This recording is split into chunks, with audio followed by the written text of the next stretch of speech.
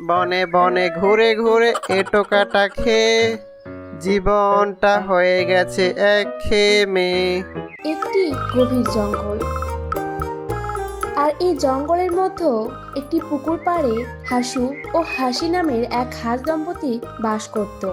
হাসু ছিল অনেক অহংকারী, আর হাসি ছিল অনেক ভালো ও দয়ালু স্বভাবের। তাদের মনে ছিল ভীষণ কষ্ট, কারণ তাদের কোনো সন্তান ছিল না।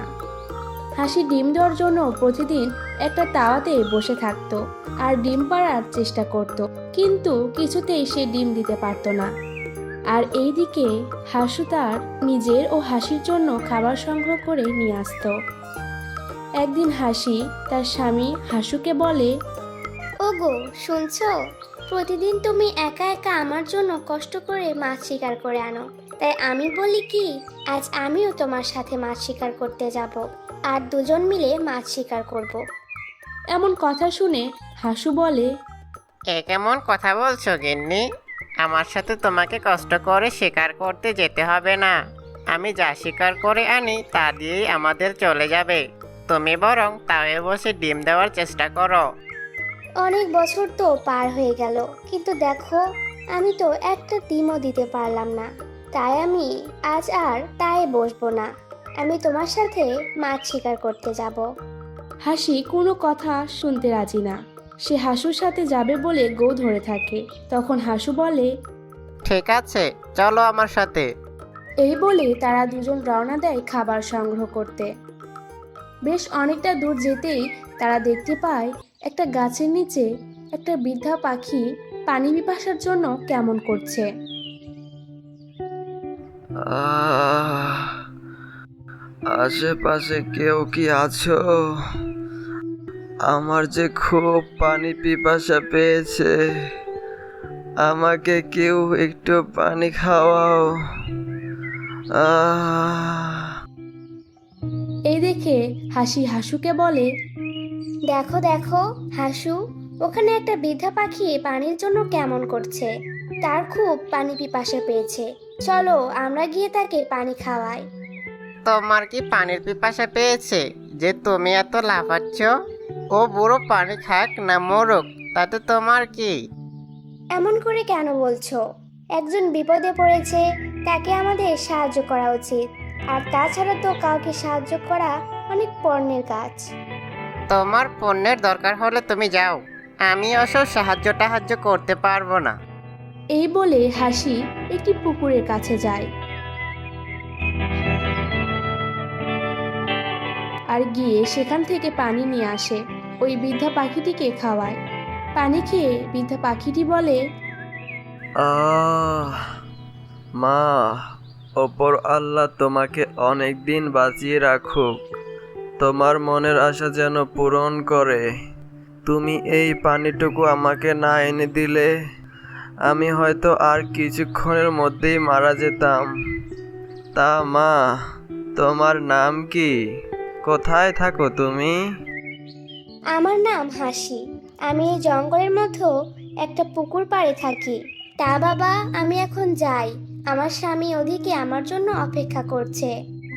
ঠিক আছে মা, তুমি সাবধানে যাও, বিধাতা তোমার সহায় হোক। এরপর হাসি সেখান থেকে চলে যায়। আর তার স্বামী যেখানে ছিল সেখানে গিয়ে দেখে তার স্বামী হাসু সেখানে নেই। তখন হাসি বলে, হাসু আমাকে একা রেখে চলে গেল। হাসিকে একা রেখে হাসু চলে যাওয়াতে হাসিটির অনেক মন খারাপ হলো, আর সে তার বাড়ির দিকে রওনা দিল।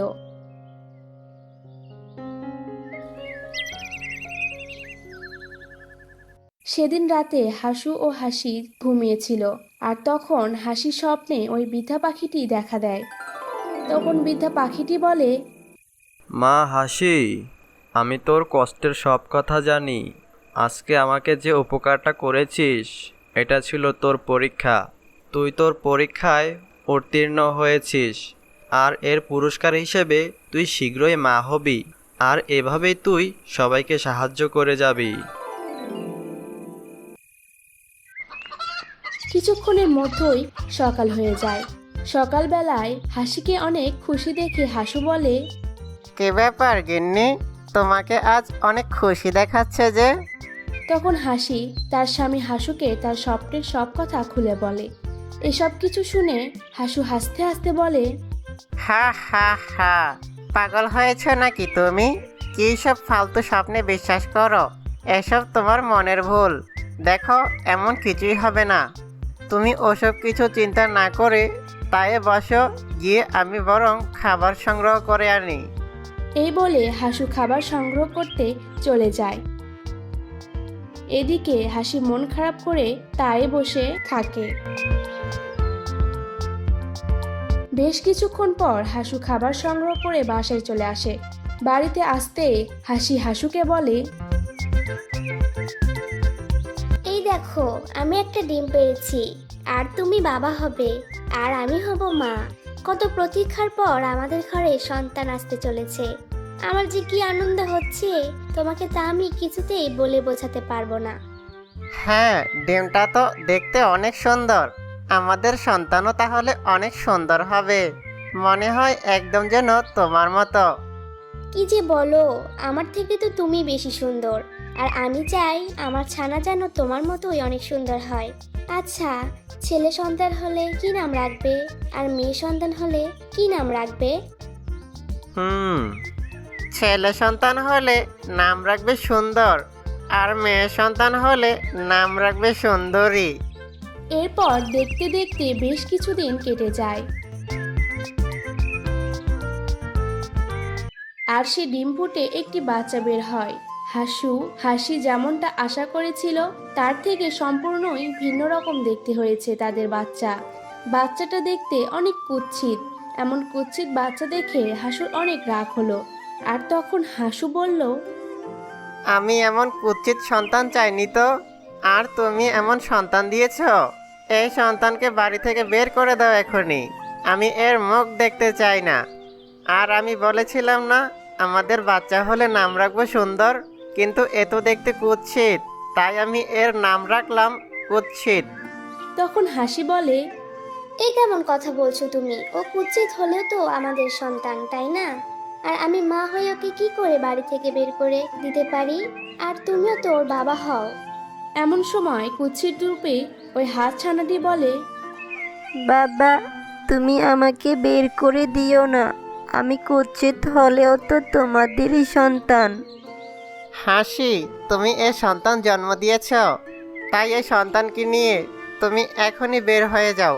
আমি আর তোমাদের কারো মুখ দেখতে চাই না।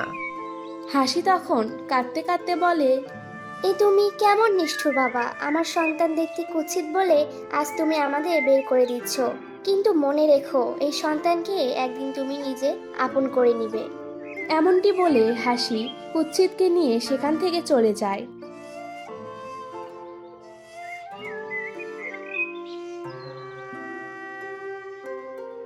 আর তারা হাঁটতে থাকে। তখন কুৎসিত বলে, মা, আমরা কোথায় যাচ্ছি?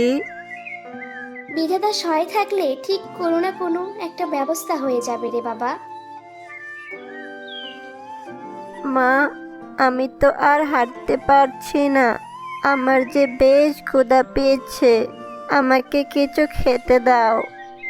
ওই দূরে একটা পুকুর দেখা যাচ্ছে, চল ওই পুকুরে গিয়ে তোকে কিছু মাছ শিকার করে দেই, আর তারপরে আমরা আবার আমাদের থাকার জায়গা খুঁজবো। এই বলে হাসি তার কুৎসিত পুকুরের দিকে রওনা দেয়। এরপর কেটে যায় বেশ কিছু বছর।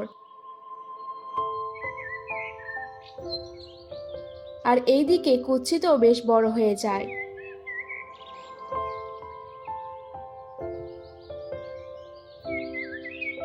আর ওদিকে কুৎসিতের বাবা হাসু বেশ বৃদ্ধ হয়ে যায়। ও চোখেও অনেক কম দেখে। এমন সময় বৃদ্ধ হাসু বলে, এই বৃদ্ধ বয়সে আমি কেমন করে মাছ শিকারে যাই? চোখেও তো ঠিক মতো দেখতে পাই না। আমি এক সময় বৃদ্ধ অসহায়, কাউকে মূল্যায়ন করতাম না, সবসময় অহংকার করে চলতাম। আর আজ আমি সেই অসহায়। অহংকার যে পতনের মূল্য তা আমি বুঝতে পারছি। আমার অহংকারের জন্য আজ আমার পাশে কেউ নেই। যাই দেখি কিছু খাবার পাই কিনা। অন্যদিকে কুৎসিত জঙ্গলের এদিকে ওদিকে ফাঁদ পেতে রাখতো, যেন বড় কোনো হিংস্র পশু দেখলে সে যেন তাদেরকে ওই ফাঁদে ফেলে হত্যা করতে পারে। আর এদিকে জঙ্গলের মধ্যে ক্ষুধার্ত একটি দুষ্টু বোকা শিয়াল খাবার খুঁজে ঘুরে বেড়াচ্ছিল আর বলছিল, বনে বনে ঘুরে ঘুরে এটোকাটা খেয়ে জীবনটা হয়ে গেছে একঘেয়েমি। যেতে যেতে যদি পেতাম টাটকা খাবার, তাহলে যেন হতো না মন্দ আমার। আরে আরে, দেখে মনে হচ্ছে একটি হাঁস এদিকেই আসছে। বাহ বাহ, খোদার জ্বালায় পেটের মধ্যে যেন চুচো দৌড়াই বেড়াচ্ছিল, তাই হাঁসটাকেই খেয়ে আমি পেটের জ্বালা মিটাবো। এ বলেই দ্রুত পায়ে শিয়াল হাসুর সামনে এসে দাঁড়ায় আর বলে, আরে আরে, এই হাঁস, কোথায় চলেছিস? আমি যে তোকে এখন ভোজন করব। শিয়ালের এমন কথা শুনে হাসু অনেক ভয় পেয়ে যায় আর বলে, দেখো শিয়াল ভাই, আমি তো তোমার কোনো ক্ষতি করি নাই, তাহলে তুমি আমাকে কেন খেতে চাইছো? আরে, কোনো ক্ষতি করার দরকার আছে নাকি? আমার যে এখন খুব ক্ষুধা পেয়েছে, আমি যে তোকে এখন খাবো। ঠিক তখনই ওদিক দিয়ে কুৎসিত যাচ্ছিল আর দেখলো একটি হাঁস শিয়ালের কবলে। তখন কুৎসিত বলে, আরে উনি তো দেখতে আমার বাবার মতো। হ্যাঁ হ্যাঁ, উনি তো বাবা। তাহলে আমার বাবা শিয়ালের কবলে? না না না, এখনই গিয়ে আমার বাবাকে বাঁচাতে হবে। এই বলে কুৎসিত দ্রুত পায়ে শিয়ালের সামনে গিয়ে দাঁড়ায় আর বলে, আরে শিয়াল মামা, তুমি যে এত বোকা, আগে বুঝিনি গো। শিয়ালের এমন কথা শুনে বেশ রেগে যায় আর বলে, কে রে তুই? আমাকে বোকা বলছিস? বোকা তো তুই, নিজে যে কিনা যেচে আমার খাবার হতে এসেছিস। হ্যাঁ হ্যাঁ, তা তুমি বলতে পারো, তবে কি তুমিও বোকা? দেখো তো, এই বুড়ো হাঁসের শরীরে কি কোনো মাংস আছে? আছে তো শুধু হাড্ডি, যা খেয়ে তুমি কোনো মজাই পাবে না। তা বলি কি মামা, তুমি ওনাকে ছেড়ে দিয়ে আমাকে খাও, তাতে তুমি অনেক মজা পাবে, কারণ আমার শরীরে তুমি অনেক মাংস পাবে। হ্যাঁ, এটা তো আমি কখনো ভেবে দেখিনি। ঠিক আছে, তোর কথা মতো আমি এই বৃদ্ধাকে ছেড়ে দিলাম। এখন তো আমি তোকে খাবো। আরে দাঁড়াও দাঁড়াও, আমার একটা শেষ ইচ্ছা আছে, তাই আমি চাই তুমি আমাকে খাওয়ার আগে এই ইচ্ছাটা আমার পূরণ করে দিবে। এমন কথা শুনে শিয়াল বলে, ঠিক আছে, বল তোর শেষ ইচ্ছা। এখানে না মামা, তুমি আমার পিছে পিছে আসো, ওই তো ওই সামনে গিয়ে আমার ইচ্ছার কথা তোমাকে বলবো। ঠিক আছে, চল। এরপর শিয়াল কুৎসিত এর পিছে পিছে চলতে থাকে আর হাসু শিয়ালের পিছে পিছে চলতে থাকে। কুৎসিত যে চালাকি করে শিয়ালকে ওই ফাঁদের কাছে নিয়ে যাচ্ছে, এটা বোকা শিয়াল বুঝতে পারে না। কিছুক্ষণের মধ্যেই কুৎসিতের পাতা ফাঁদের কাছে তারা চলে আসে আর কুৎসিত তার ফাঁদের উপর দিয়ে চলে যায়, কিন্তু কুৎসিত হালকা হওয়াতে সে ফাঁদের মতো পড়ে না। যেই না বোকা শিয়ালটি ফাঁদের উপর দিয়ে যেতে যায়, অমনি সে ওই পানির মধ্যে পড়ে যায় আর তখন চিল্লাতে থাকে, ওরে বেটা বিয়াদব, তুই আমাকে বোকা বানিয়ে ধোকা দিয়েছিস। আমি তোদের খাবো না, আমাকে তুই বাঁচিয়ে নে রে। তখন কুৎসিত শিয়ালকে বলে, আরে শিয়াল মামা, তোমাকে তো বোকা বানাইনি, তুমি তো নিজেই একটা বোকা। হা হা হা। বোকা দুষ্টু শিয়ালটি চিল্লাতে থাকে আর চিল্লাতে চিল্লাতে সে একসময় ডুবে মারা যায়। আর তখন হাসু বলে, কে বাবা তুমি, যে কিনা তোমার নিজের জীবন বাজি রেখে আমাকে বাঁচালে? ঠিক তখনই কুৎসিতের মা হাসি কুৎসিতকে খুঁজতে খুঁজতে সেখানে চলে আসে। তখন হাসু হাসিকে দেখে বলে, হাসি, তুমি এতদিন পর এখনো তুমি বেঁচে আছো? তখন হাসি বলে, হ্যাঁ, আমি বেঁচে আছি, আর আমাকে তো বেঁচে থাকতেই হতো। এই ছেলেটি আজ যদি না থাকতো, তাহলে আমি আর এতক্ষণ তোমার সামনে থাকতাম না, থাকতাম এক শিয়ালের পেটের মধ্যে। এমন কথা শুনে হাসি বলল, এই ছেলেটিকে জানো তুমি? একদিন তুমি যাকে আমাকে সহ বাড়ি থেকে বের করে দিয়েছিলে, এই ছেলেটি হচ্ছে সেই ছেলে। মানে এই ছেলেটি আমাদের সেই কুৎসিত ছেলে, যে কিনা নিজের জীবন বাজি রেখে আমার জীবন বাঁচালো। আর এই ছেলেকে আমি বাড়ি থেকে তাড়িয়ে দিয়েছিলাম। বাবা কুৎসিত, তুই আমাকে ক্ষমা করে দে। হাসি, তুমিও আমাকে ক্ষমা করে দাও। আমি আমার ভুল বুঝতে পেরেছি। আমি কখনো আর অহংকার করব না, কাউকে নিচু চোখে দেখব না। আমার যে ঢের শিক্ষা হয়েছে।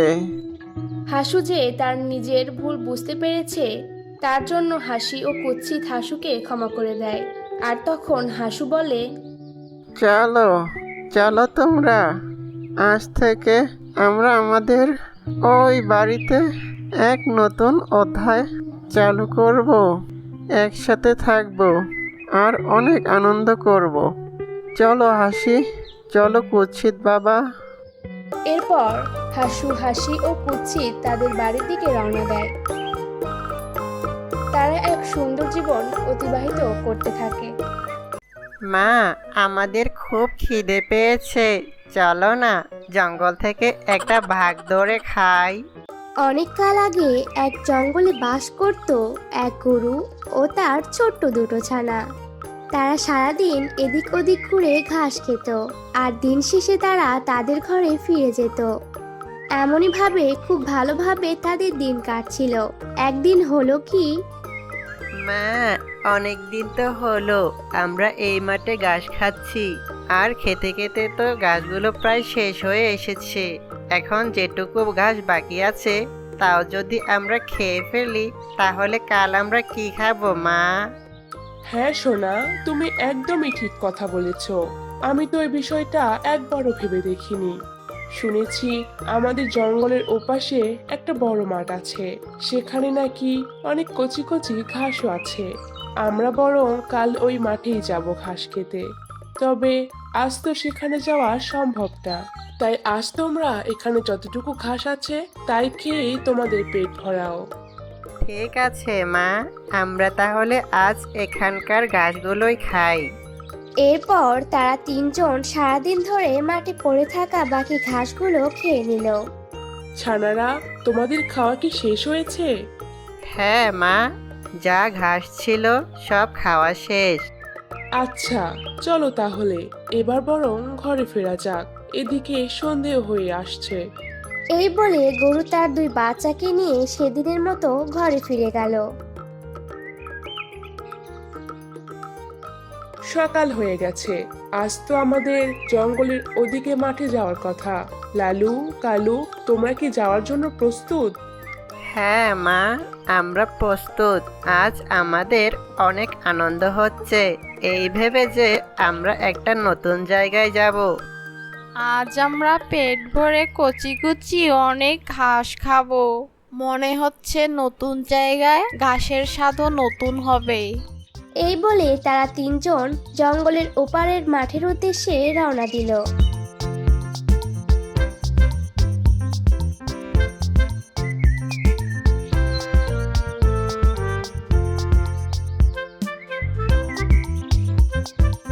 মনে হচ্ছে আমরা সেই ঘাস ভর্তি মাঠে এসে পড়েছি।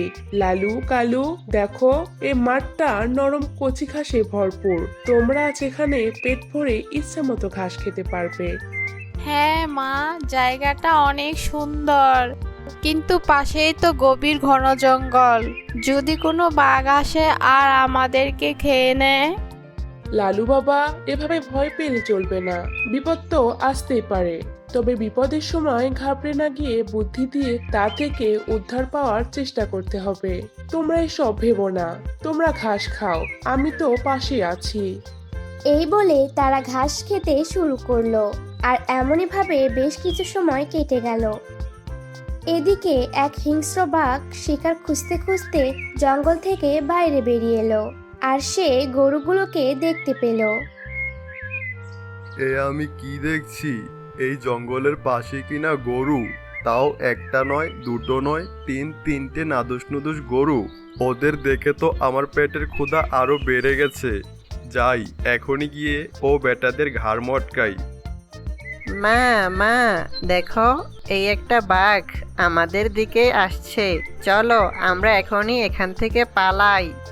না সোনারা, আমরা এই মুহূর্তে বাঘের সামনে থেকে পালিয়ে একদমই বাঁচতে পারবো না। বরং আমাদের মাথা ঠান্ডা করে বুদ্ধি করে তবেই বাঘকে তাড়াতে হবে।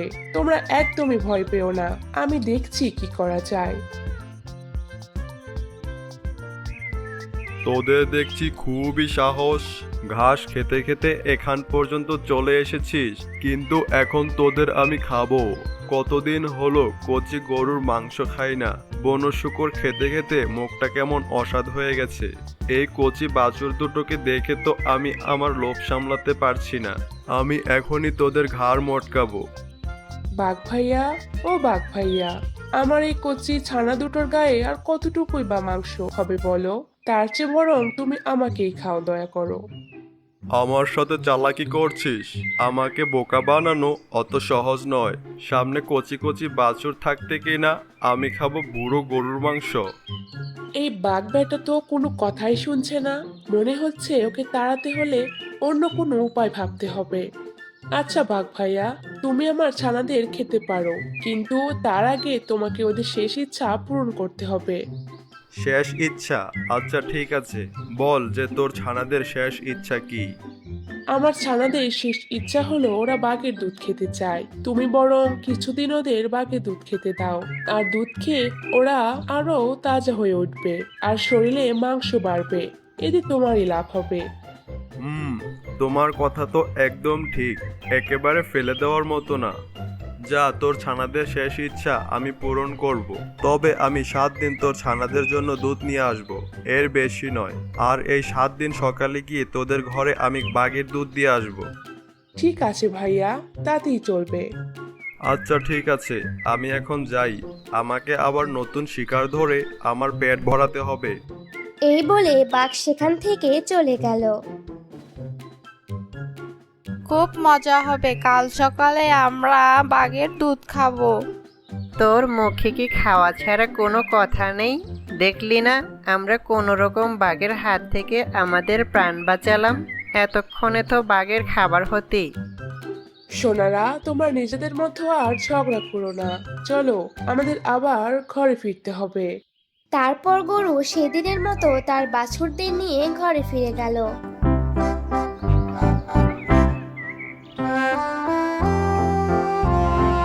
পরদিন সকালে বাঘ তার কথা মতো গরুর বাড়িতে বাঘের দুধ পৌঁছানোর জন্য রওনা হলো।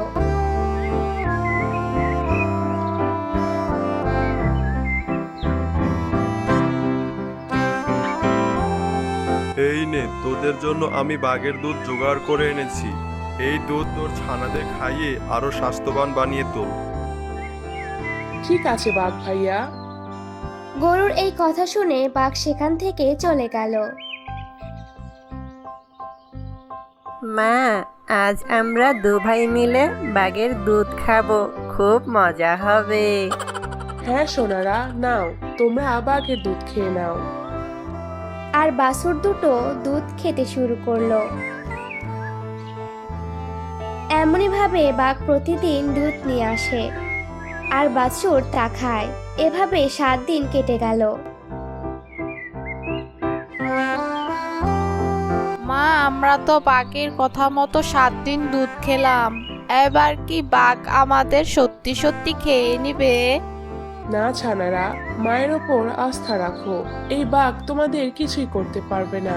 চলো, আমরা আবারও আগের মতো মাঠে গিয়ে ঘাস খাবো। এই বলে তারা আবারও জঙ্গলের মাঠের দিকে রওনা হলো। ছানারা, তোমাদের যা শিখিয়ে দিলাম, বাঘকে দেখতে পেলেই তোমরা তা বলতে শুরু করবে, কেমন? ঠিক আছে মা। দেখতে দেখতে তো 7 দিন কেটে গেল। আজ আমি গরুর বাছুর দুটোকে খাবো। কচি গরুর মাংস খেতে খুব মজা হবে। আর লোভ সামলাতে পারছি না আমি।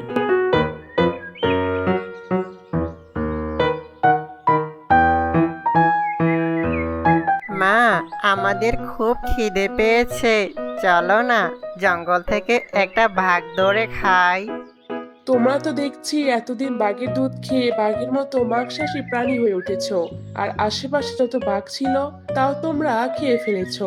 এখন আবার আমি আরো বাঘ পাবো কোথায়? আরে এ কি শুনছি আমি, ওরা কিনা বাঘের দুধ খেতে খেতে বাঘ খেকো হয়ে উঠেছে। তাহলে আমাদের খাওয়ার জন্য যে বাঘটা আসার কথা, তাহলে আমরা ওই বাঘটাকে ধরেই খাবো। এই কথা যেন ওই বাঘ জানতেও না পারে। এ কি এই বাঘ খেকোগুলো দেখছি এবার আমাকে খাওয়ার পরিকল্পনা করছে। না না, অবস্থা তো সুবিধার মনে হচ্ছে না। মা আমি একটা বাঘের গন্ধ পাচ্ছি, মনে হচ্ছে আমাদের আশেপাশে কোনো বাঘ ঘোরাফেরা করছে। চল ভাই, আমরা দুজন গিয়ে ওই বাঘের ঘাড় মটকাই গিয়ে। ওরে বাবা রে, এখানে আর এক মুহূর্ত থাকলে আমি আর প্রাণ নিয়ে বেঁচে ফিরতে পারবো না। আমাকে এখনই এখান থেকে পালাতে হবে, বেঁচে থাকলে আরো অনেক শিকার ধরা যাবে। ক্ষণ পালাও। ওদের কথা শুনে বাঘ এতই ভয় পেল যে চিরদিনের জন্য সে জঙ্গল থেকে চলে গেল। মা, তোমার বুদ্ধি কাজে লাগিয়ে আজ আমরা বাঘকে এই জঙ্গল ছাড়া করতে পেরেছি, আর তা না হলে এই বাঘ এতক্ষণে আমাদের খেয়ে নিত। বাচ্চারা, আমি তো তোমাদের আগেই বলেছি বিপদের সময় মাথা ঠান্ডা করে বিপদের মোকাবেলা করতে হবে, তাহলে আমরা সহজেই যে কোনো বড় বিপদ থেকে মুক্তি পাবো।